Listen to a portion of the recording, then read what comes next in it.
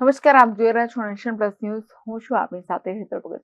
વલસાડ ડાંગના સાંસદ ધવલ પટેલની ઉપસ્થિતિમાં આજે રાજ્યના નાણામંત્રી કનુભાઈ દેસાઈએ કરોડોના ખર્ચે તૈયાર થયેલા રેલવે પેડેસ્ટ્રીયન અંડરપાસનું લોકાર્પણ કર્યું છે. રાજ્યની ઔદ્યોગિક નગરી વાપીની વચ્ચેથી પસાર થતી રેલવે લાઇનને કારણે શહેર બે ભાગોમાં વહેંચાઈ જાય છે.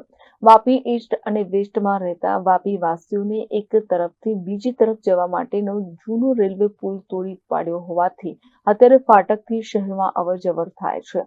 કોઈ પેડેસ્ટ્રીયન બ્રિજ પણ નથી હોવાથી લોકોએ જીવને જોખમમાં મૂકી રેલવે ટ્રેક ક્રોસ કરવી પડે છે. ત્યારે હવે રેલવે ટ્રેક ક્રોસ કરવા માટે રેલવે અંડરપાસ બ્રિજ બની તૈયાર કરવામાં આવે છે. નાણામંત્રી કનુભાઈ દેસાઈના અનેક પ્રયાસો બાદ આજે વલસાડ ડાંગના સાંસદ ધવલ પટેલની ઉપસ્થિતિમાં આજે રાજ્યના નાણામંત્રી કનુભાઈ દેસાઈએ કરોડોના ખર્ચે તૈયાર થયેલા રેલવે પેડેસ્ટ્રીયન અંડરબ્રિજનું લોકાર્પણ કર્યું છે. વર્ષો જૂની લોકોની એક અપેક્ષા હતી અને ઘણા બધા અકસ્માતો થતા હતા.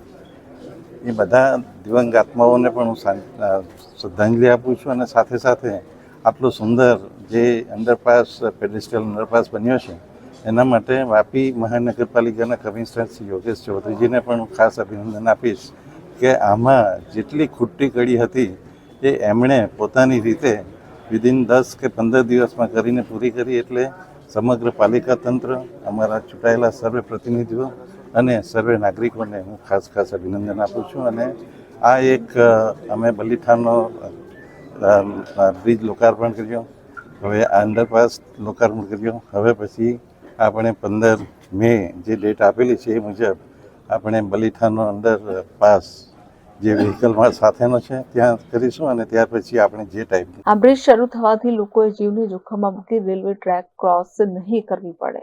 હવે સરળતાથી આ પેડેસ્ટ્રીયન બ્રિજથી એક તરફથી બીજી તરફ જઈ શકાશે. ઉલ્લેખનીય છે કે છેલ્લા 2 વર્ષથી વાપી ઈસ્ટ અને વેસ્ટને જોડતા મુખ્ય ઓવરબ્રિજ તોડી પડ્યા હોવાના કારણે વાપી વાસીઓ ભારે મુશ્કેલીનો સામનો કરી રહ્યા હતા. ત્યારે આ અંડરપાસ વાપી વાસીઓ માટે આશીર્વાદ સમાન બની રહેશે. આજે આપણા વાપી માટે એક ઐતિહાસિક દિવસ છે, જેની સૌથી વધારે જરૂર હતી તે આજે આપણે અંડરપાસ આજે મળી ગયો છે.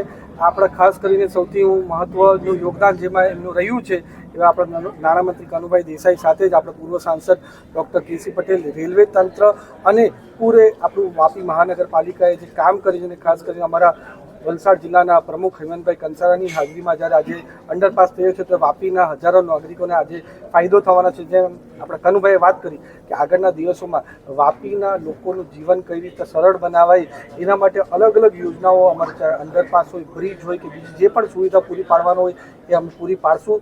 રાજ્ય સરકાર, કેન્દ્ર સરકાર સાથે મળીને વાપી અને વલસાડ જિલ્લાનું સારામાં સારું જીવન લોકોનું થાય એના માટે પૂરી રીતે કટિબદ્ધ છે. Bureau report, nation plus news, Vapi. સમાચારોના સતત અપડેટ મેળવવા માટે અમારી નેશન પ્લસ ન્યૂઝની યુટ્યુબ ચેનલને સબસ્ક્રાઇબ કરો, બેલ આઇકન દબાવો અને જોડાયેલા રહો ફેસબુક, ઇન્સ્ટાગ્રામ અને ટ્વિટર પર.